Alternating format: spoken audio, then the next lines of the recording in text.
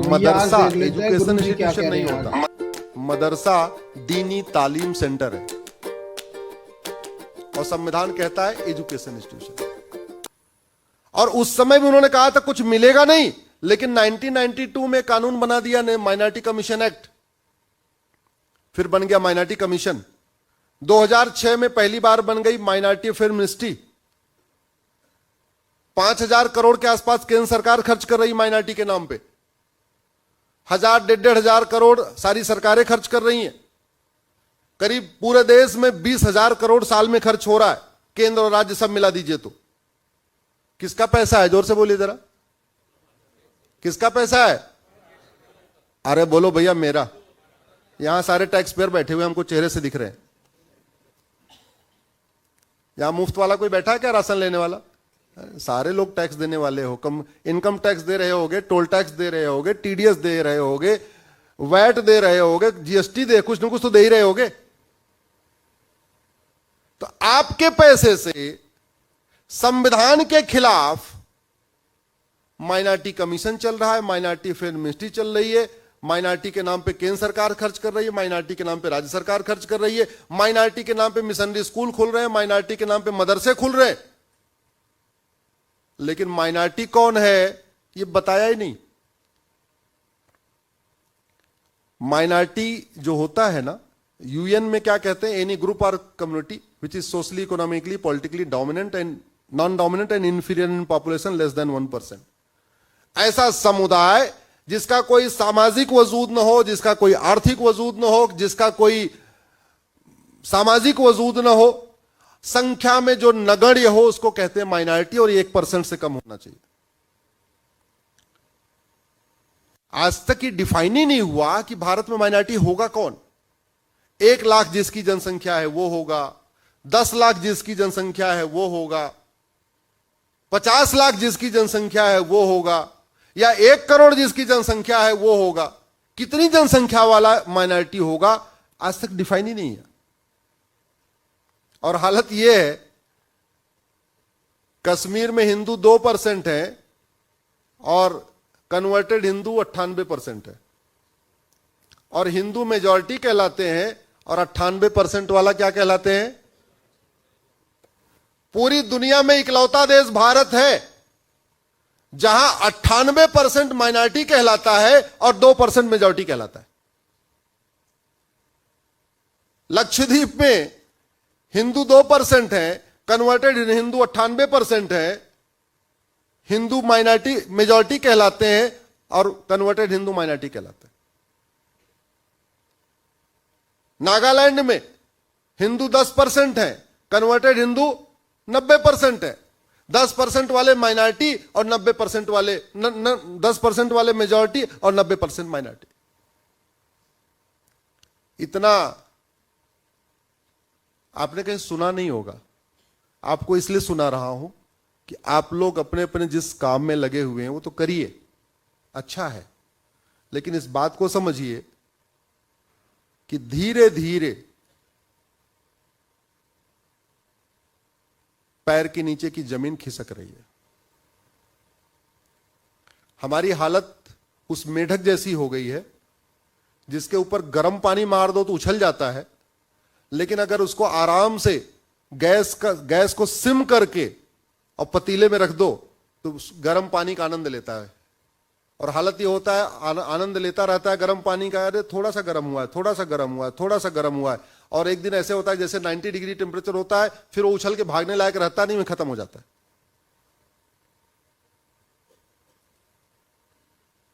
गुजरात जहां 90% हिंदू हैं, अभी नवरात्रे में पत्थरबाजी हुई कि नहीं हुई? जोर से बोलिए जरा। हाँ, महाराष्ट्र के नागपुर जहां 90% हिंदू हैं, दुनिया के सबसे बड़े सामाजिक संगठन का हेडक्वार्टर कहां है? जोर से बोलिए जरा। दुनिया में सबसे तेज गति से सड़क बनाने वाले मंत्री का घर कहां पे है? नितिन गडकरी जी का। महाराष्ट्र के मुख्यमंत्री का गृह क्षेत्र और कर्म भूमि कहां है? बाबा साहब अंबेडकर का कर्मभूमि नागपुर, वीर सावरकर जी की कर्मभूमि नागपुर, डॉक्टर हेगडेवार जी की कर्मभूमि नागपुर, गुरु गोलवरकर जी की कर्मभूमि नागपुर। और नागपुर में किसका घर जला? जोर से बोलिए जरा। हिंदुओं का। किसकी गाड़ी जली? हिंदुओं की। क्यों? यहां तो 90% है घर जल गया। दुबई में तो 10% तब भी घर नहीं जलता। मैं जापान का, सिंगापुर का, अमेरिका का उदाहरण नहीं दे रहा हूं, मैं तो दुबई का उदाहरण दे रहा हूं। क्योंकि हमने कृष्ण नीति है सठे साठ्यम समाचरित और राम नीति है भय बिन होए न प्रीत, इसको अब लागू ही नहीं किया। हमने कभी यह भी नहीं सोचा कि जो पारंपरिक रूप से अवतार हुए किस लिए? राम का अवतार कथा सुनाने के लिए नहीं हुआ था। राम का अवतार किस लिए हुआ था? धर्म की जय करने, अधर्म का नाश करने, अधर्म का नाश करने। जी, वाल्मीकि रामायण उठा के पढ़िए। अयोध्या से चलते हैं, प्रयाग आते हैं, प्रयाग तक तो शांति से रहते हैं। जैसे ही प्रयाग में संगम क्रॉस करते हैं, चित्रकूट की तरफ बढ़ते हैं, उसके बाद दनादन नरसंहार शुरू करते हैं। चित्रकूट से आगे बढ़ते हैं, मध्य प्रदेश का पूरा एरिया, आधा पार्ट छत्तीसगढ़ वाला, आते हैं नासिक। नासिक में क्या किया था उन्होंने? धर्म की जय किया, अधर्म का नाश किया। जोर से बोलिए जरा। अधर्म का नाश। आगे बढ़ते हैं, आंध्रा, तेलंगाना, कर्नाटक, तमिलनाडु, रामेश्वरम, लंका। क्या करते हैं? अधर्म का। चलो कृष्ण को उठाते हैं। राम की यात्रा उत्तर से दक्षिण हुई है।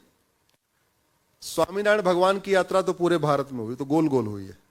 वो तो अयोध्या से चलते हैं, पूरा असम आगे पूरा जो है क्रॉस करते करते करते करते करते वो पूरी भारत की परिक्रमा करते हैं।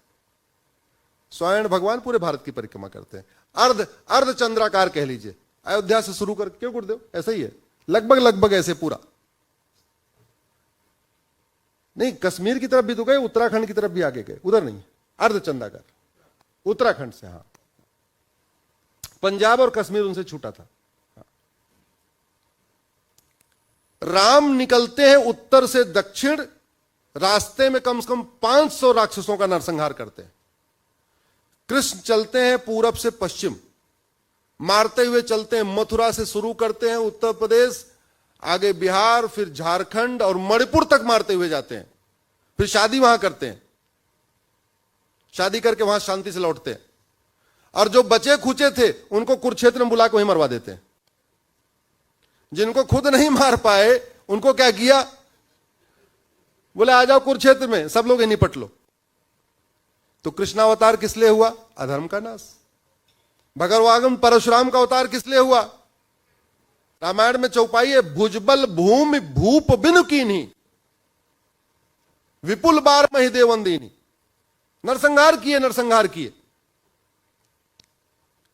दुर्भाग्यवश हमने उसे सीखा नहीं। हमने कभी चिंतन ही नहीं किया कि भारत में इतनी अशांति क्यों है, भारत में इतनी अराजकता क्यों है।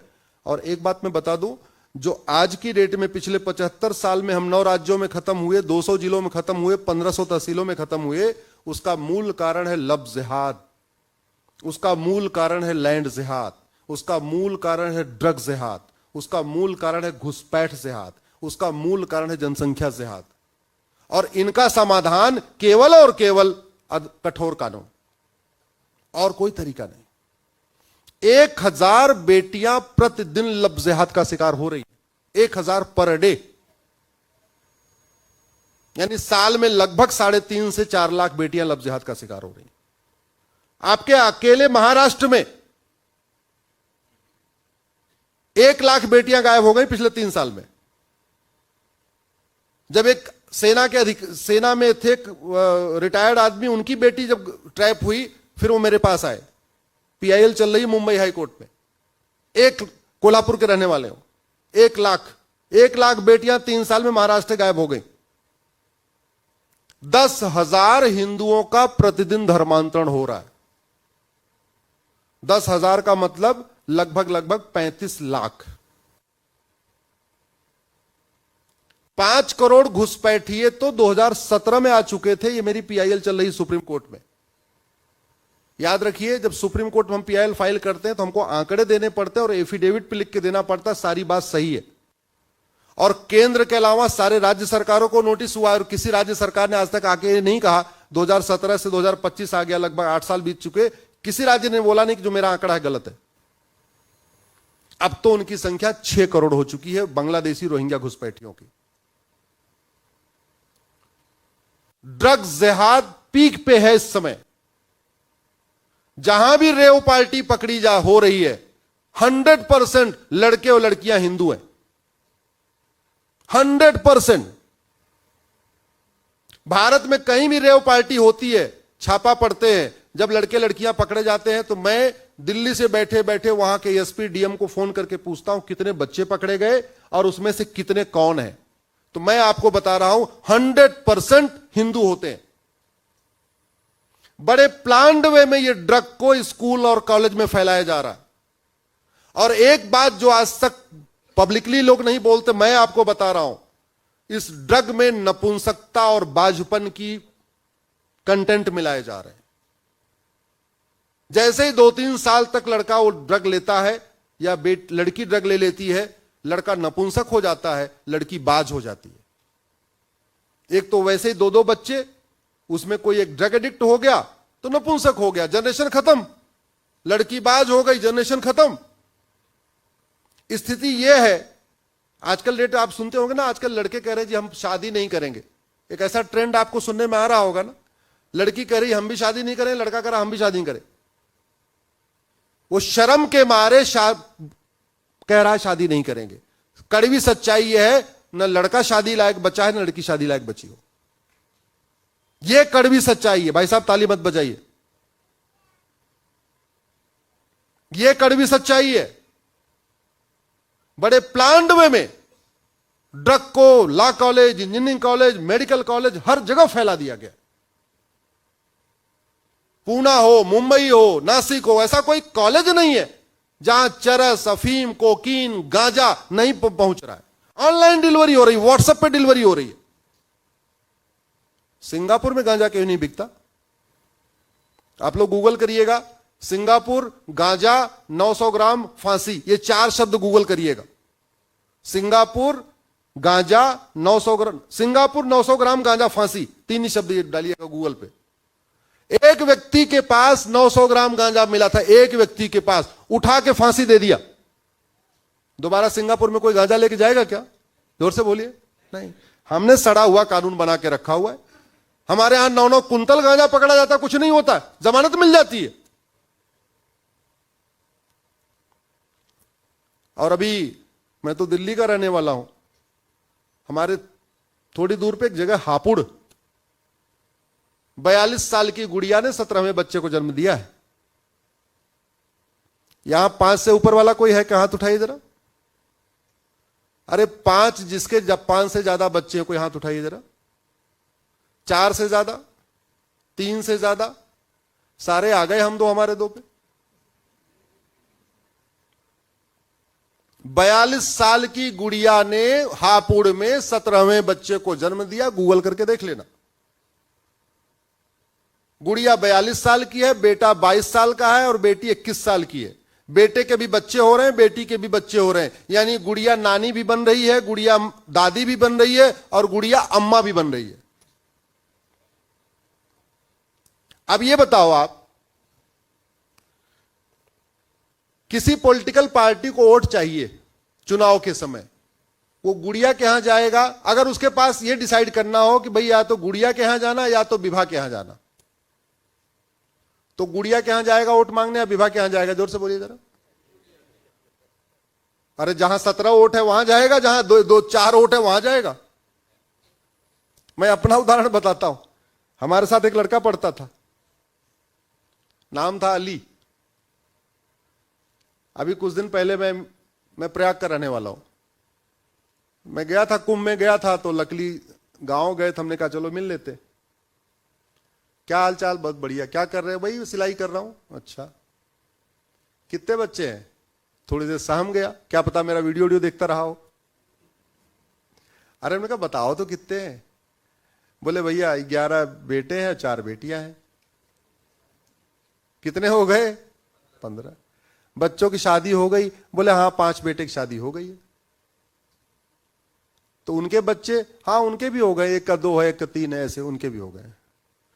हमारे 2 बच्चे, अभी शादी भी नहीं हुई है, अभी उनकी पढ़ाई चल रही है। और उधर हमारे साथ वाला दादा भी बन गया, नाना भी बन गया। फायदा कौन उठा रहा है? हम न हमें राशन उठा सकते हैं, न हमें मुफ्त में मकान मिलता है, न मुफ्त में राशन मिलता है, न हमें आयुष्मान कार्ड मिलता है। तो सरकारी योजनाएं क्या कर रही हैं? जनसंख्या विस्फोट को प्रमोट कर रही हैं या रिड्यूस कर रही हैं? आयुष्मान भारत योजना आई है, उसमें लिखा है कि जिसके 6 लोग होंगे उनको मिलेगा, यानी 5 वालों को मिलेगा ही नहीं। अरे ये तो मतलब आप ये कह रहे हो कि बच्चा बढ़ाओ तब आपको मुफ्त में इलाज मिलेगा। ऐसी ऐसी चीजें हो रही हैं। आप लोगों से आग्रह केवल यह है, इन पे चिंतन करिए, इन पे बोलना शुरू करिए, इन पे लिखना शुरू करिए। एक बात याद रखिएगा, जब तक हम इस बात पे चिंतन नहीं शुरू करेंगे कि क्या कारण है कि दुर्योधन का ननिहाल, जहां 1805 में पंडित नंदराम टिक्कू प्रधानमंत्री हुआ करते थे, वो अफगानिस्तान कैसे बन गया, अगर इसको चिंतन नहीं करेंगे तो 20-25 साल के बाद बहुत गंभीर समस्या में आने वाले, बहुत बड़ी समस्या में आने वाले। अगर आप ये सोच रहे हैं कि नहीं नहीं आपने तो 10वें मंजिल पर अपना फ्लैट ले लिया है, आपने 12वें मंजिल पे ले लिया है, आपने बहुत सुरक्षित जगह अपना घर बना लिया है, आज के लिए सुरक्षित है लेकिन 25 साल के बाद के लिए सुरक्षित नहीं हो। मेरा आप लोगों से आग्रह है, सोशल मीडिया का उपयोग करिए, राष्ट्रहित में उपयोग करिए, सनातन के हित में उपयोग करिए, समाज को जगाने के लिए उपयोग करिए। क्योंकि जो आदमी 12 घंटे ड्यूटी कर रहा है, सरकारी राशन पे आश्रित है, वो ज्यादा दिमाग नहीं लगा पाएगा। उसको जगाने की जिम्मेदारी तो हमारी आपकी। इसलिए मैंने कहा अपने नाम से फेसबुक फ्रेंड बनाइए। हम लोग क्या करते हैं, अपने जान पहचान के लोगों को फेसबुक फ्रेंड बनाते। अरे भैया, जिसका तुम्हारे पास मोबाइल नंबर है, जो तुम्हारे जान पहचान वाला है, उसको फेसबुक फ्रेंड क्यों बना रहे हो? उसको वर्चुअल फ्रेंड, अरे तुम्हारा हकीकत का दोस्त है वो तो। वर्चुअल फ्रेंड किसको बनाना चाहिए? जिसको नहीं जानते हो। जिसको नहीं जानते, पता नहीं कहां बैठा, उस तक अपनी बात पहुंचाना है, उसके लिए उपयोग करो। जिनको जान पे, हम लोग क्या करते हैं, जिसको जानते हैं, जिसका मोबाइल नंबर है, उसी को अपना फेसबुक फ्रेंड बना के अपनी बर्थडे की फोटो डाल के उसी को दिखाते रहते हैं। दिखाओ, दिखाने में कोई दिक्कत नहीं है, दिखाओ, बर्थडे की फोटो दिखाओ, बाकी शादी विवाह की फोटो दिखाओ, लेकिन जो बड़ा काम है उसके लिए सोशल मीडिया का उपयोग करो। गुरुदेव, आपने मुझे अवसर दिया बोलने के लिए, मैं आपको प्रणाम करता हूं। अगर कुछ त्रुटि हो गई हो तो उसके लिए क्षमा चाहता हूं। कुछ भी त्रुटि हो गई है, क्योंकि ये आप लोगों का साप्ताहिक यहां पे मिलन होता है, और बहुत खुशी है कि आज मेरा स्वामीनारायण मंदिर में 22वां कार्यक्रम है। अगले सप्ताह पुणे के स्वामीनारायण मंदिर में रहूंगा शाम को। तो जब मुझे बाहर जाने का अवसर मिलता है, मैं कोशिश करता हूं, वहां पता करता हूं कि वहां स्वामीनारायण मंदिर है क्या। अगर वो रहता है तो मैं जरूर अपनी तरफ से प्रयास करके संपर्क करता हूं। यहां गुरुदेव को मैंने संपर्क किया कि मैं आ रहा हूं नासिक, अगर आपकी अनुमति मिल जाएगी तो मैं आऊंगा, थोड़ा आपके भक्तों से चर्चा हो जाएगी। आपने मुझे गुरुदेव अनुमति दिया, आपने मुझे आने का अवसर दिया, और आप लोगों ने इतनी देर धैर्य से सुना, मन में गाली नहीं दिया। क्या पता दिया भी हो तो कोई नहीं, मुझे नहीं पता। उसके लिए मैं आप सबका आभारी हूं। लेकिन राह कठिन है, हम सबको जाग के करना है। एक बार जोर से बोलिए, धर्म की